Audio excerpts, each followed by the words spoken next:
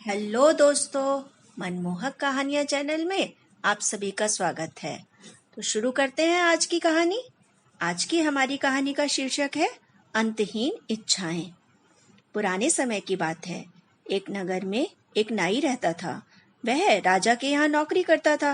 राजा के यहाँ से जो मिल जाता उसी में उसकी जिंदगी व्यतीत होती। वह अपनी पत्नी के साथ एक छोटी सी कुटिया में रहता था। जैसी कि मनुष्य की प्रकृति होती है कि हर मनुष्य धन पाना चाहता है, उसी तरह वह नाई भी धनी बनना चाहता था। वह अक्सर अपनी पत्नी से कहता था, भाग्यवान, बचत करना सीखो। बचत करोगी तभी हमारे पास कुछ धन इकट्ठा होगा। जब धन होगा तो तुम्हारे लिए सोने का हार लाऊंगा। मैं चाहता हूँ कि तुम एक धनी की पत्नी के समान दिखो। तभी उसकी पत्नी ने बचत करनी शुरू कर दी और जल्दी ही उनके पास थोड़ा धन इकट्ठा हो गया। तो दोनों सुनार के पास गए और उससे सोने का एक हार खरीद लाए।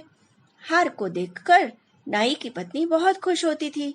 तब नाई ने अपनी पत्नी से कहा, इस हार को पहनकर तो तुम सचमुच ही किसी बड़े घर की बहू लग रही हो।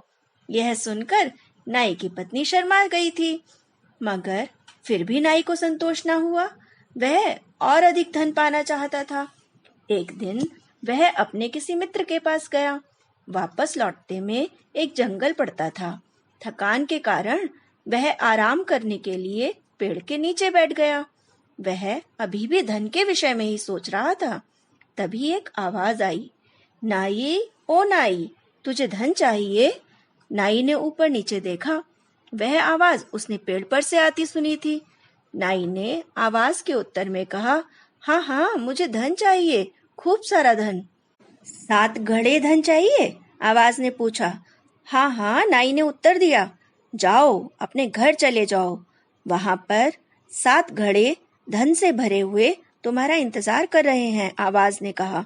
इतना सुनते ही नाई सरपट अपने घर की ओर दौड़ा चला गया। घर पहुंचकर उसने देखा कि उसके घर में 7 घड़े रखे हैं। उसने एक घड़े का ढक्कन देखा तो उसकी आंखें चुंधिया गईं। घड़ा ऊपर तक सोने से भरा हुआ था। वह खुशी से चिल्ला पड़ा, भाग्यवान, ओ भाग्यवान, जल्दी से आ। आई जी। नाई की पत्नी जल्दी से उस कमरे में आई जिसमें सोने के घड़े रखे थे। यह देख भाग्यवान, हम अमीर हो गए, हम अमीर हो गए। 7 घड़े सोने से भरे, सब हमारे हैं भाग्यवान। नाई खुशी के कारण नाचने लगा था। क्या सच? नाई की पत्नी ने पूछा। बिल्कुल सच, नाचते हुए नाई ने कहा। नाई की पत्नी फुर्ती से एक एक घड़े का ढक्कन हटाकर देखने लगी। साथ ही साथ वह गिनती भी जा रही थी। 1, 2, 3, 4, 5, 6, 7। यह क्या? 7वां घड़ा तो आधा खाली है। इसका धन कहाँ गया? नाई की पत्नी ने नाई से कहा। क्या कह रही है? 7वां घड़ा खाली कैसे हो सकता है? नाई आश्चर्य से बोला। फिर कुछ देर सोचने के बाद पुनः बोला, भाग्यवान, लगता है यह ऐसे ही हमारे घर आया है। अब हमें यह चिंता करनी चाहिए कि यह घड़ा कैसे भरे। तुम ऐसा करो, अब और ज्यादा खर्चे में कमी कर दो। खाने पीने पर हम ज्यादा ही खर्चा करने लगे हैं। और हाँ, अपने गहने भी मुझे दे दो। गहने क्यों स्वामी? उनको पिघलवा कर इसी घड़े में भर दूंगा। मगर स्वामी, जल्दी करो, कहीं कोई आ न जाए। नाई ने पत्नी की बात काट दी। उसकी पत्नी ने खामोशी से अपने सभी गहने नाई को दे दिए। गहने लेकर नाई सुनार के पास पहुंचा और उन्हें पिघलवाकर 7वें घड़े में डाल दिया।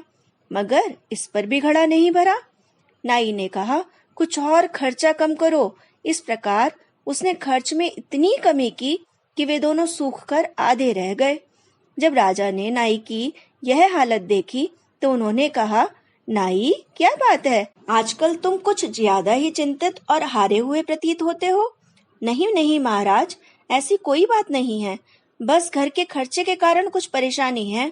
ओहो, तो ठीक है, आज से हम आपकी तनख्वाह दुगनी किए देते हैं, राजा ने कहा। और उसकी तनख्वाह दुगनी हो गई। मगर इस पर भी नाई का 7वां घड़ा नहीं भरा। वह और ज्यादा चिंतित रहने लगा। एक दिन अचानक ही राजा ने कहा, क्यों नाई, तुम्हारी परेशानी का कारण वह धन का 7वां घड़ा है ना? जी महाराज, आपको कैसे पता? नाई ने आश्चर्य से पूछा। नाई, वे 7 घड़े एक बार मुझे भी दिए गए थे, मगर मुझे लगा कि जरूर कुछ गोलमाल है, क्योंकि 7वां घड़ा खाली था। तब मैं वृक्ष की उस आवाज के पास गया। वहां जाकर मैंने कहा कि 7वां घड़ा तो खाली है। आवाज ने बताया कि वह सदा खाली रहता है। फिर मैं वापस आ गया। महल में आकर मैं 7 घड़ों के बारे में सोचने लगा। अचानक मुझे याद आया कि उस आवाज ने मुझे यह क्यों कहा कि 7वां घड़ा हमेशा खाली रहता है। तो समझ में आया कि आवाज की बात का तात्पर्य यह था कि उस घड़े को चाहे कितना भरा जाए वह भरेगा नहीं। तब मुझे अनुभव हुआ कि वह मुझे फांसने का फंदा था, जिससे मुझ में अधिक से अधिक सोना पाने की लालसा बढ़े। चूंकि वह घड़ा कभी भरता नहीं, अतः मेरी सोना पाने की तृष्णा भी नहीं भरी। इसका मतलब यह है कि वह घड़ा तृष्णा का है। तुम स्वयं ही देखो ना, तुम उस घड़े में जितना चाहे धन डाल लो, मगर वह नहीं भरेगा। राजा ने अपनी बात पूरी कर दी थी। तब तो 7वां घड़ा भरा ही नहीं जा सकता महाराज, नाई ने कहा। इसमें तो कोई संदेह नहीं है। अब तुम अधिक विलंब होने से पहले ही उन घड़ों को वापस कर दो, राजा ने कहा। मगर कैसे महाराज, नाई बोला। तुम फिर से उसी वृक्ष के नीचे जाओ और उस आवाज से घड़ों को वापस लेने को कहो। जिस तरह मेरे पास से घड़े चले गए, उसी तरह तुम्हारे पास से भी चले जाएंगे। जाओ, जल्दी करो, वरना कहीं अधिक विपत्ति में ना पड़ जाओ। राजा की बात सुनकर नाई बहुत डर गया। वह तुरंत जंगल में उस वृक्ष की ओर दौड़ गया।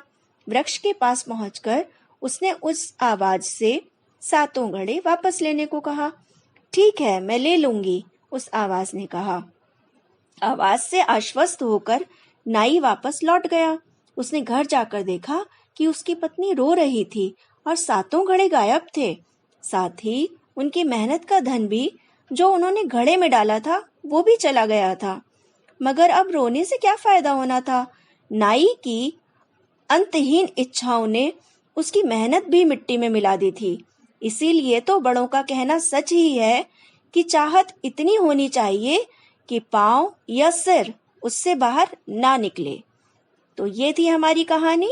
इस कहानी से हमें यह शिक्षा मिलती है कि अधिक चाहत मनुष्य को व्याकुल कर देती है, और एक दिन ऐसा भी आता है जब उस मनुष्य को उसी चाहत के हाथों अपनी जान गंवानी पड़ती है।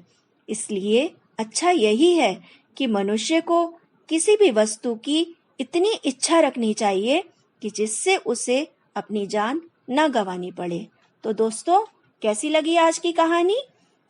अगर आपको आज की कहानी अच्छी लगी हो तो इसे लाइक करें, शेयर करें और मेरे चैनल को सब्सक्राइब करना ना भूलें। तो मिलती हूँ एक नई कहानी के साथ। Till then, bye.